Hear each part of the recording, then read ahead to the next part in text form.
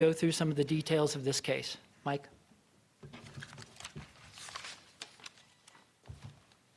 All right. Good afternoon. My name is Sergeant Michael Warrick. That's Michaelwarrick.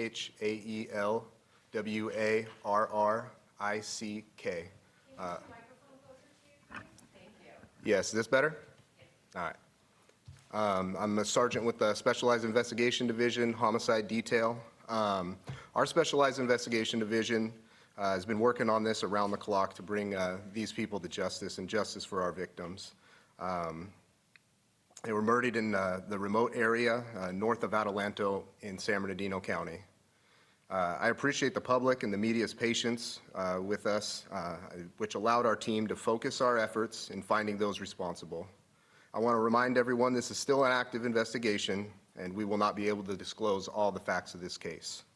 What I can confirm is on Tuesday, January 23rd, 2024, at approximately 2016 hours, dispatchers received a 911 call from a subject who spoke Spanish. The caller told dispatchers he was shot, but he did not know the location he was at, and it appeared the call ended. Dispatchers tracked the phone via latitude and longitude coordinates to a remote area in the unincorporated Adelanto area near Lessing Avenue. Due to the remote location, California Highway Patrol airship assisted our deputies and conducted an extensive search. Once overhead the area, officers discovered a crime scene and what appeared to be multiple gunshot wound victims, 2 vehicles, and one of the vehicles was apparently shot, had multiple gunshot strikes in it. The 2 vehicles were a Dodge Caravan and a Chevy Trailblazer. At approximately 20:40 hours, deputies from the Victor Valley Station arrived on scene and located 4 deceased males with severe burns. A 5th deceased male was located in the Chevy Trailblazer, and a 6th deceased male a short distance away who sustained a gunshot wound. Our sheriff's homicide investigators assumed the investigation to process the scene and find those responsible for these heinous acts of violence. I can confirm 4 of the 6 victims have been identified. The name of the 4th victim is still being withheld pending next of kin notification. Victim number 1 is Baldemar Mondragon Albaran, 34-year-old resident of Adelanto. Victim number 2, Franklin Noel Bonilla, 22-year-old Hispanic male adult from Hesperia. Victim number 3, Kevin Darial Bonilla, 25-year-old Hispanic male adult, resident of Hesperia. Victim number 4 was a 45-year-old Hispanic male adult. Victims 5 and 6 have yet to be identified. Investigators believe Franklin Bonilla was the subject who called 911 after being shot by the suspects. To give you a timeline, it took us about a day and a half to process the extensive crime scene with 6 deceased victims, multiple vehicles, and to collect the evidence. We also had to work with the Sheriff's Coroner's Division to perform the autopsies on the 6 victims to determine cause of death. I can confirm all victims had apparent fatal gunshot injuries. Additionally, 4 of the 6 were burned at the location by the suspects. As far as the motives, we are confident that this appears to be a dispute over marijuana, which resulted in the murders. Our investigators combed through evidence collected at the scene and followed up on information provided by the community. Through extensive investigation with the assistance of the Sheriff's Narcotics and Specialized Enforcement Divisions, on Sunday, January 28, 2023, we were able to serve multiple search warrants in the town of Apple Valley, Adelanto, and the Los Angeles County area of Pinon Hills. We arrested 5 suspects involved in the murder of the 6 victims.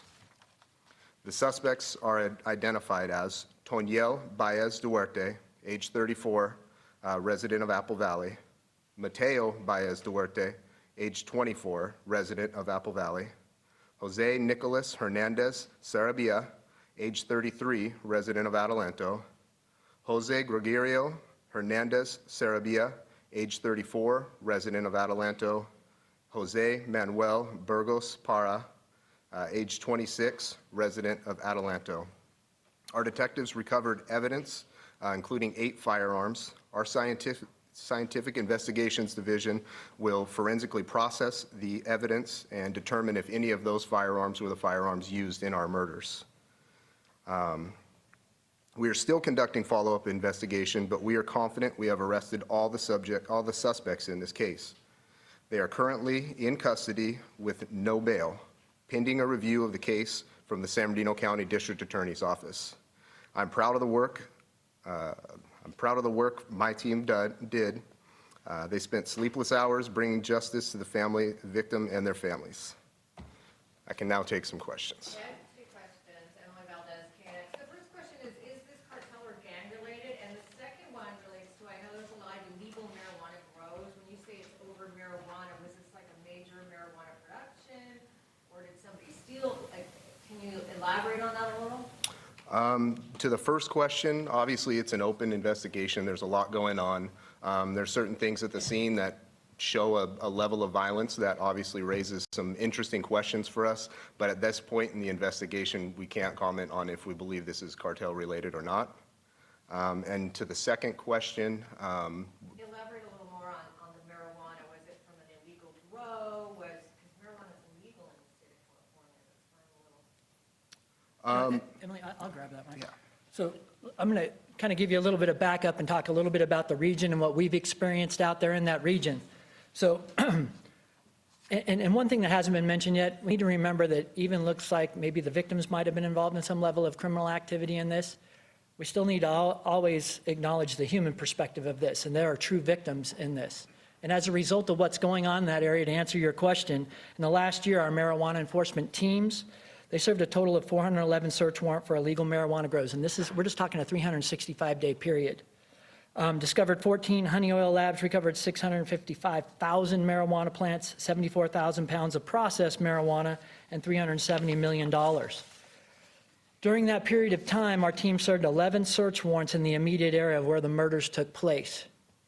And they served approximately 40 search warrants to the west of that area that we call the Shadow Mountain area. So this is an area known for illicit marijuana. Does that help you a little bit? Okay. Any other questions? Illicit marijuana growers. Yes. Yes, absolutely. And this was related to an illicit marijuana grow? For all intents and purposes, it looks like illicit marijuana was the driving force behind these murders. And that's all we really know at this point. And I think we need to acknowledge really, why we're here and why are we talking about illicit marijuana. And as you said, this is legal in the state of California. The reality is Proposition 64 in the fine print took illicit marijuana and moved it from a felony to a misdemeanor. And the reality of this is by allowing that, we've unleashed a plague in this California, and the plague is the black market of marijuana and certainly cartel activity and a number of victims that are out there. And it's certainly my hope, I'm seeing a number of legislators change Prop 47 and some things we're concerned about. I hope they take the same view of Prop 64 and change this so they give law enforcement a fighting chance to put some teeth into this law and to take back and prevent a number of these homicides and other things that we see occurring. If we don't fix that, we're going to continue to do this. I gave you stats for just the past year, but prior to that, thousands of marijuana grows that we've taken out in partnership with the Bureau of Cannabis Control, with partnership with our other state partners and federal partners. But right now, folks, we have gotten a much better control over this. But it's interesting. I just read an article that was produced back in 2020 in Cal Matters and what the supporters were saying about Prop 64. And it said it would bring the state's booming unregulated recreational marijuana under the rule of law and protect consumers and the environment. And its recognition of decades of prohibition against aggressive enforcement and criminal laws that don't work. That's false, 100%.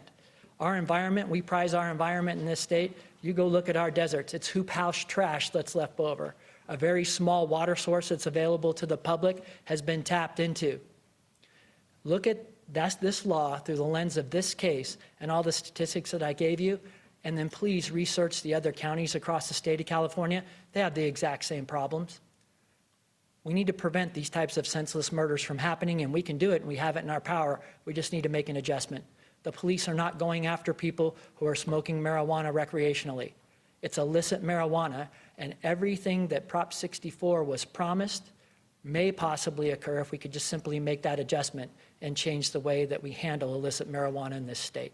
Rob? Two questions. Is it fair to, I know you don't want to say it's cartel related just yet. Is it fair to call this organized crime? Rob, yes, it is. And look, based on our training experience, all of you hired experts that have also been talking about this case until we got to this point of the press conference. Based on our training and experience, we believe a lot of these things are occurring that are maybe related to much bigger things going on. The reality is factually at this point of the case, I can't tell you that. But it certainly looks like it has a lot of the modeling of cartel cases and things of that nature. And another question, the person who called 911, is that the body that was found like 100 yards away or 200 yards away, the one that was found kind of away from the primary scene? Mike, can you answer that, please? Yes, we can say at this point that that was. Sheriff, I know there was another question. Brian, go ahead. yeah. Did this appear to be a scheduled meetup? And if so, what was supposed to happen? Or does this look more like an ambush? Brian, maybe all of the above based on evidence we're looking at. But again, once the DA's office reviews this, and it's certainly my hope after we get through the preliminary hearing and a number of things, we'll be able to give it a little bit more information to the group with specificity. Did the victims get off any shots? That I'm not sure of. Do we know, Mike? I don't think we're comfortable speaking to that at this point in the investigation. Sure, are these legal U.S. citizens? So a couple of the people that we identified in terms of the victims may be nationally from Honduras. We're not able to, we're working with the consulate right now to make that determination. We're not sure. A follow-up to Emily's question. So you served search warrants in those multiple locations. Is it accurate to say that those search warrants were issued at those rows? Where were the suspects arrested? The suspects were arrested on, I would describe it as a compound. It was close to a grow that was being formed but wasn't active yet. A lot of the areas that we were dealing with were adjacent to marijuana grows, but the search warrants themselves, none of them were hit at a grow site. Can you say if any of those suspects had prior criminal activity or anything on the record? Not at this point in the investigation. We're You know, I still think working it's through just all that. 5. You think it's just 5 or are there more? I believe the 5 that we have are the 5 responsible for the crime. I don't think there's anybody else who we would say is responsible for the crime out there. As best you can, you immediately got leads. What were these leads and what was the motivation from whoever was calling you, Dennis? I would love to be able to speak to that, but really, that's definitely part of the investigation that the DA is going to have to review, and that's part of the ultimate adjudication of this that we need, and it's really, we can't release that type of information right now. Sheriff, I have another follow-up question for you. I feel like, and correct me if I'm wrong, I feel like that this is big thing, we're all here because it's 6 people, but how many other murders were going on because of these illegal grows in your areas? So just speaking to San Bernardino County, now obviously anytime you have mass 6 people that are murdered, I mean, that's shocking to your conscience, let's be honest. But I can tell you that since we've been investigating illegal marijuana grows, a number of body dumps and things have been related to this across our county. And to give you an exact number, I'm sorry I don't have that, but it isn't an anomaly. The anomaly here is the amount of people that were murdered, of course. And this is a problem. And this is a problem that's not really being talked about. You're hearing from San Bernardino County Sheriff Shannon Dykes talking about the arrests of 5 people. Search warrants served yesterday in Pinon Hills, Apple Valley, and Adelanto, resulting in the arrest of those 5 people in the murders of 6 people. His suspicion is that it is related to marijuana. The suspicion is that it's perhaps organized crime, even cartel related. That has not been definitively answered yet. The investigation's still underway. But the shocking crime of 6 bodies found in the Mojave Desert. They believe they have all their suspects in custody now, those people being held without bail. We will, of course, have more detail and release more detail as it becomes available in later editions of Eyewitness.